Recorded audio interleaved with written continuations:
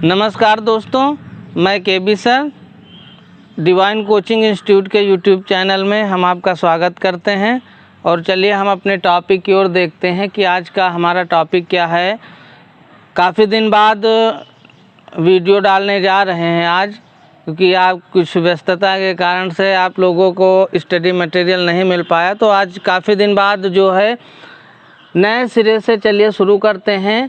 एक टॉपिक है वैद्युत रसायन इलेक्ट्रोकेमिस्ट्री। जैसा कि आप लोगों का शासन के मंशा के अनुसार 30% सिलेबस आपका कम किया गया है, तो इलेक्ट्रोकेमिस्ट्री में कुछ टॉपिक हटाए भी गए हैं। तो हम केवल उन टॉपिक पर चर्चा करेंगे जो आपके एग्ज़ाम में इस बार आने वाले टॉपिक हैं, और जो टॉपिक नहीं आने वाले हैं उन पर चर्चा नहीं की जाएगी। जैसे कि आपका इलेक्ट्रोकेमिकल सीरीज वैद्युत रासायनिक श्रेणी आपकी नहीं पूछी जाएगी वैद्युत रसायन में, ठीक है। तो जो आपका मुख्य टॉपिक होने वाला है इस लेसन में, वो मुख्य टॉपिक आपका वैद्युत रासायनिक सेल। स्पेशली इस बार जो आपके बोर्ड में क्वेश्चन पुटअप होंगे वो आपके इलेक्ट्रोकेमिकल सेल से ही क्वेश्चन पूछे जाएंगे। तो चलिए शुरू करते हैं देर ना करते हुए। वैद्युत रसायन इलेक्ट्रोकेमिस्ट्री। तो पहले तो हम ये समझते हैं कि वैद्युत रसायन है क्या, इसके अंतर्गत हमें क्या पढ़ना है, वैद्युत रसायन का सेंस क्या है। इलेक्ट्रोकेमिस्ट्री काफ़ी अच्छा टॉपिक है। हायर एजुकेशन में आपका बहुत विधिवत इसके बारे में क्वेश्चन आता है, हालांकि आपके इंटरमीडिएट में इतना ज़्यादा नहीं है फ़िलहाल। तो वैद्युत रसायन होता क्या है। जैसे आप लोग एनर्जी कई प्रकार की होती है, आप लोगों को पता है। जनरली आप लोगों को बताई जाती मैकेनिकल एनर्जी, यांत्रिक ऊर्जा, ठीक है, इलेक्ट्रिकल एनर्जी, वैद्युत ऊर्जा। तो ऊर्जाएं कई प्रकार की होती हैं। तो यहाँ पर हम दो ऊर्जाओं की बात कर रहे हैं। एक बात कर रहे हैं वैद्युत ऊर्जा की, ठीक है ना, और दूसरी बात हम कर रहे हैं रासायनिक ऊर्जा की।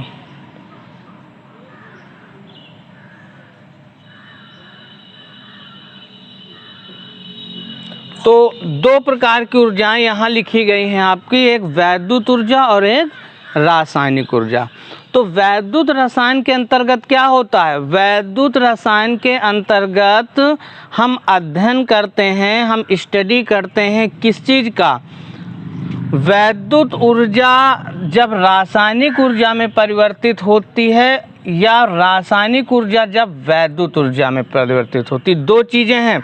वैद्युत ऊर्जा को हम रासायनिक ऊर्जा में भी चेंज कर सकते हैं, और रासायनिक ऊर्जा को हम किस में बदल सकते हैं, वैद्युत ऊर्जा में बदल सकते हैं। तो इनके बीच जो ऊर्जा का रूपांतरण होता है, ऊर्जा का रूपांतरण, तो वैद्युत रसायन में हम अध्ययन करते हैं वैद्युत ऊर्जा और रासायनिक ऊर्जा के बीच रूपांतरण का। यानी वैद्युत ऊर्जा कैसे चेंज होती है रासायनिक ऊर्जा में, या रासायनिक ऊर्जा कैसे चेंज होती है वैद्युत ऊर्जा में। इस बात का अध्ययन हम किसके अंतर्गत करते हैं, वैद्युत रसायन के अंतर्गत। समझ में आ गई बात ना, कि वैद्युत रसायन के अंतर्गत क्या होता है। वैद्युत रसायन के अंतर्गत हम वैद्युत ऊर्जा और रासायनिक ऊर्जा के बीच ऊर्जा परिवर्तन में जो, या ऊर्जा का जो रूपांतरण होता है उसके बीच अध्ययन किया जाता है, ठीक है ना। अब बात करते हैं, अभिक्रियाएं बहुत प्रकार की होती हैं। तो जो ऊर्जा का रूपांतरण होता है वो कुछ ही अभिक्रियाओं में होता है।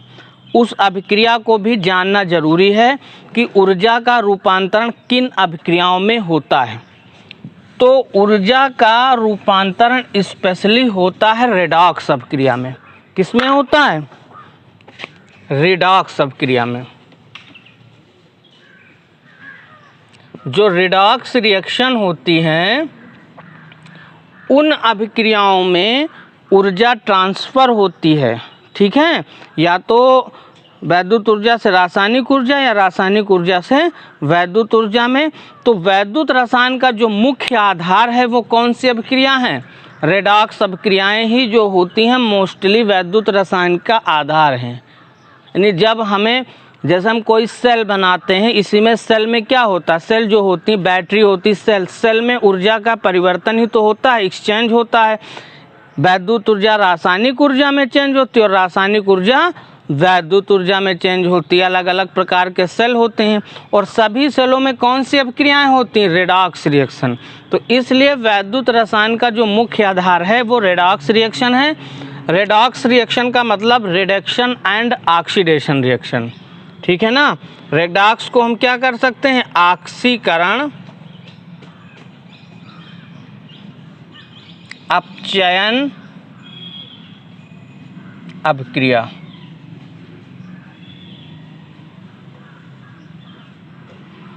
रेडॉक्स रिएक्शन को हम बोलते हैं ऑक्सीकरण अपचयन अभिक्रिया। होती क्या है ऑक्सीकरण अपचयन अभिक्रियाएं, तो उसके बारे में ध्यान दे दीजिएगा। दो अभिक्रियाएं लिखी गई हैं, Zn2 प्लस 2 इलेक्ट्रॉन, और एक रिएक्शन हमने लिख दिया है Cu2 प्लस 2 इलेक्ट्रॉन, और यहाँ पे बना दिया गया है Cu। तो ये दो अभिक्रियाएं लिखी गई हैं। एक है आपकी Zn काहे में कन्वर्ट हो रहा है, Zn2 प्लस में, और जिंक जब Zn2 प्लस में जाएगा तो इस पर कितना चार्ज लगा, 2 प्लस, यानी 2 प्लस कब लगेगा, जब 2 इलेक्ट्रॉन त्यागेगा। तो जिंक क्या कर रहा है Zn2 प्लस में बनने के लिए, Zn जब Zn2 प्लस में कन्वर्ट हो रहा है तो वो 2 इलेक्ट्रॉन निकाल रहा है। ऐसी अभिक्रियाएं जो इलेक्ट्रॉन निकालती हैं, इलेक्ट्रॉन का त्याग करती हैं, उन्हें हम ऑक्सीकरण अभिक्रिया कहते हैं। क्या कहते हैं, ऑक्सीकरण। तो ऑक्सीकरण में क्या होता है, ऑक्सीकरण में इलेक्ट्रॉन का त्याग किया जाता है, उसके बाद जस्ट इसके अपोजिट में आ जाता है अपचयन। अपचयन में क्या होता है, इलेक्ट्रॉन ग्रहण किया जाता है। अपचयन, तो अपचयन में क्या होता है, इलेक्ट्रॉन ग्रहण किया जाता है। तो जिंक जब Zn2 प्लस में कन्वर्ट होगा तो 2 इलेक्ट्रॉन त्यागेगा, ठीक है ना।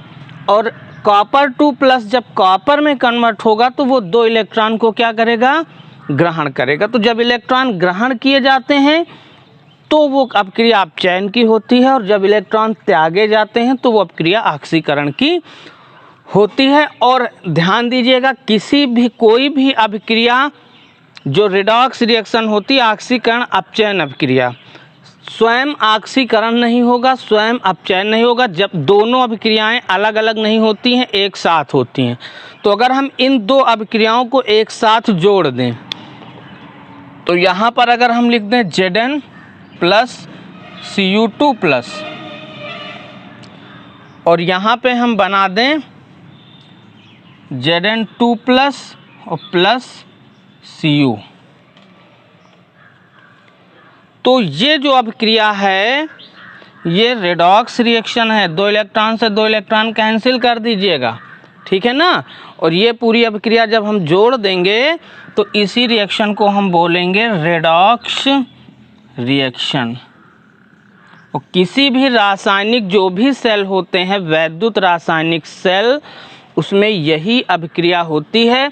और इलेक्ट्रॉन जो होते हैं वो एक आयन से दूसरे आयन में ट्रांसफ़र होते हैं। अब यहाँ देख रहे हो जिंक 2 इलेक्ट्रॉन त्याग रहा है और यही 2 इलेक्ट्रॉन ये कॉपर ग्रहण कर रहा है। तो कोई भी रेडॉक्स अभिक्रिया होती है तो निकाले गए इलेक्ट्रॉन इक्वल टू ग्रहण किए गए इलेक्ट्रॉन। जितने इलेक्ट्रॉन निकाले जाएंगे उतने ही इलेक्ट्रॉन ग्रहण किए जाएंगे। और वो जो इलेक्ट्रॉन का फ्लो है, आप जानते हो फ्लो ऑफ इलेक्ट्रॉन, धारा का प्रवाह कब होता है, जब इलेक्ट्रॉन का फ्लो होता है। उसी को बेस मानकर ही वैद्युत रासायनिक सेल का निर्माण किया जाता है, जो हमें इलेक्ट्रिसिटी मिलती। तो इलेक्ट्रॉनों का अभिगमन करवाया जाता है, एक इलेक्ट्रोड पर ऑक्सीकरण करवाया जाता है और एक इलेक्ट्रोड पर अपचयन किया जाता है। अब हम बात करेंगे आगे, ये तो हो गई रेडॉक्स रिएक्शन की, जो मुख्य आधार है वैद्युत रसायन का। अब आगे हम बात करेंगे, सेल आपका मेन टॉपिक है, तो सेल को पढ़ने से पहले हम इलेक्ट्रोड को पढ़ेंगे। तो आगे हम बात कर रहे हैं कि इलेक्ट्रोड क्या होते हैं। तो चलिए अब हम बात करते हैं इलेक्ट्रोड के बारे में। सेल को पढ़ने से पहले दो चीज़ें आपको ध्यान में रखनी है। रेडॉक्स रिएक्शन क्या होती है जो विद्युत रसायन का मुख्य आधार है, दूसरा इलेक्ट्रोड क्या होता है।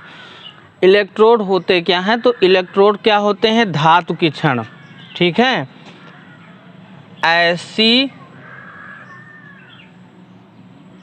धातु की छड़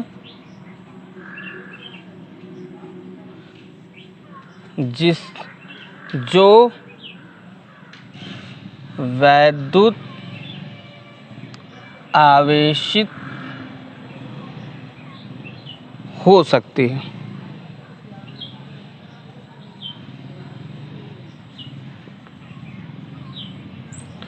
तो इलेक्ट्रोड क्या होते हैं, इलेक्ट्रोड जो होते हैं एक प्रकार की छड़ होती है। किसकी होती है वो छड़, धातु की। तो इलेक्ट्रोड धातु की छड़ होती है और ऐसी धातु की छड़ें जिनको हम इलेक्ट्रिकली चार्ज कर सकते हैं, जिसे हम वैद्युत आवेशित कर सकते हैं, तो उन छड़ों को हम इलेक्ट्रोड कहते हैं, ठीक है ना। और इलेक्ट्रोड दो प्रकार के होते हैं। आप समझ सकते हो कि चार्ज कितने प्रकार के होते हैं, चार्ज दो प्रकार के होते हैं, एक पॉजिटिव चार्ज और दूसरा निगेटिव चार्ज। तो इस आधार पर इलेक्ट्रोड कितने प्रकार के होते हैं, इलेक्ट्रोड दो प्रकार के होते हैं, एक होता है एनोड और एक होता है कैथोड। तो जो आपका इलेक्ट्रोड होता है, इलेक्ट्रोड ऐसी धातु की छड़ होती है जो वैद्युत आवेशित हो सकती हैं, ठीक है। और ये छड़ें कितने प्रकार की होती हैं, दो प्रकार की होती हैं, एक होता है एनोड और दूसरा होता है कैथोड। दो छड़ें होती हैं, एनोड और कैथोड। क्यों दो छड़ें होती, इसलिए दो छड़ें होती क्योंकि चार्ज भी दो होते हैं, एक पॉजिटिव चार्ज एक निगेटिव चार्ज। अभी हम ये नहीं बता रहे हैं कि किस पर धन आवेश होता है किस पर ऋण आवेश होता है, इसलिए क्योंकि कंडीशन के हिसाब से चार्ज लगता है। कभी कभी एनोड पर धन आवेश रहता है और कभी कभी एनोड पर ऋण आवेश होता है, क्योंकि सेल आपके दो प्रकार के होते हैं, एक वैद्युत अपघटनी सेल और दूसरा होता है आपका गैल्वेनिक सेल, और दोनों पर एनोड पर अलग अलग आवेश रहते हैं। तो इसलिए जब हम सेलों के बारे में चर्चा करेंगे तो बताएंगे कि किस सेल में एनोड पर पॉजिटिव चार्ज होता है और किस सेल में कैथोड पर पॉजिटिव चार्ज होता है। अभी आप लोग इतना जानिए कि इलेक्ट्रोड ऐसी धातु की छड़ होती हैं जो आवेशित हो सकती हैं, और ये छड़ें दो प्रकार की होती हैं, एक एनोड और दूसरा कैथोड। तो इस चीज़ को आप ध्यान दे दीजिएगा, नोट कर लीजिएगा और इसको नोट कर लीजिए। इसके बाद हम चर्चा कर रहे हैं फिर वैद्युत रासायनिक सेल, जो आपका मेन टॉपिक है, जो आपको पढ़ना है, आपको कोर्स में है वैद्युत रसायन में। तो चलिए आगे हम बात करते हैं वैद्युत रासायनिक सेल के बारे में। तो चलिए अब हम लोग बात करते हैं अपने टॉपिक पे, वैद्युत रासायनिक सेल के बारे में। मोस्ट इम्पॉर्टेंट टॉपिक है इस लेसन का, जिससे क्वेश्चन ज़रूर आएगा। और वैद्युत रासायनिक सेल, तो वैद्युत रासायनिक सेल होते क्या हैं, तो यहाँ पर हम एक फिगर द्वारा समझा रहे हैं। सपोज करिए एक कोई पात्र है, ये पात्र है और इसमें हमने कोई लवण भर दिया है, किसी भी सॉल्ट, मान लीजिए हमने कॉपर सल्फेट का विलयन इसमें भर दिया है। वैद्युत अपघट्य का कोई भी इलेक्ट्रोलाइट का जलीय विलयन आप इसमें भर सकते हो। तो हमने यहाँ पर क्या किया है, कॉपर सल्फेट जो एक प्रकार का इलेक्ट्रोलाइट है, इसका हमने जलीय विलयन इसमें भर दिया है, और इस जलीय विलयन में हमने दो इलेक्ट्रोड लगा दिए हैं। आपको अभी बता चुके इलेक्ट्रोड लगा दिए हैं, मतलब ऐसी छड़ें जो विद्युत आवेशित हो सकती हैं, ठीक है। मान लीजिएगा कि ये आपका कॉपर की छड़ है और ये मान लीजिए आपकी जिंक की छड़ है, और इसको हमने जो है बैटरी से कनेक्ट कर दिया है। किससे कनेक्ट कर दिया है, बैटरी से कनेक्ट कर दिया है। तो एक मान लीजिए एनोड हो गया है, एक को मान लीजिए कैथोड हो गया है। तो वैद्युत रासायनिक सेल होते क्या हैं, ये एक ऐसा निकाय होता है, एक ऐसा सिस्टम होता है जिसमें जब किन्हीं भी दो इलेक्ट्रोडों को किसी वैद्युत अपघट्य के जलीय विलयन में लगा देते हैं, तो वो पूरा निकाय क्या कहलाता है, वैद्युत रासायनिक सेल कहलाता है। और किस प्रकार से लगाते हैं, कैसे लगाते हैं, वो डिपेंड करेगा कि हमारा वैद्युत रासायनिक सेल है किस प्रकार का, वैद्युत अपघटनी सेल या वोल्टीय सेल। हम यहाँ भी ये नहीं बता रहे हैं कि इसमें आपका कौन सा पॉजिटिव है, कौन सा निगेटिव क्षण है। ठीक है, मान लीजिए एक पॉजिटिव है, दूसरा क्या है, निगेटिव है, या ये आपका पॉजिटिव है, ये निगेटिव है, क्षण दो होंगी, एक पर पॉजिटिव एक पर निगेटिव चार्ज प्रोड्यूस होगा। लेकिन वो डिपेंड करेगा कि सेल आपका कैसा वैद्युत अपघटनी सेल है कि वोल्टीय सेल। अभी हम केवल वैद्युत रासायनिक सेल के बारे में बता रहे हैं कि ये है क्या। तो एक प्रकार का निकाय होता है जिसमें किसी भी इलेक्ट्रोलाइट का जलीय विलयन भरा जाता है। इलेक्ट्रोलाइट समझ रहे हैं, वैद्युत अपघट जिनका आयनन होता है, तो उसका किसी भी जलीय विलयन में, किसी भी इलेक्ट्रोलाइट के जलीय विलयन में जब दो इलेक्ट्रोडों को लगा देते हैं, सेट कर देते हैं, तो वो जो निकाय बन जाता है उसी निकाय को हम कहते हैं वैद्युत रासायनिक सेल। और वैद्युत रासायनिक सेल दो प्रकार के होते हैं, एक होता है वैद्युत अपघटनी सेल और दूसरा होता है वोल्टीय सेल, या इसे हम गैल्वेनिक सेल भी बोलते हैं। तो चलिए आज के लिए इतना ही। इन दो सेलों के बारे में कल से स्टार्ट करेंगे। पहले वैद्युत अपघटनी सेल पढ़ेंगे, फिर वोल्टीय सेल पढ़ेंगे, और वीडियो लंबा ना हो जाए इसके लिए जो है अब हम आज के लिए इतना ही, बाकी की बातें कल करेंगे। धन्यवाद।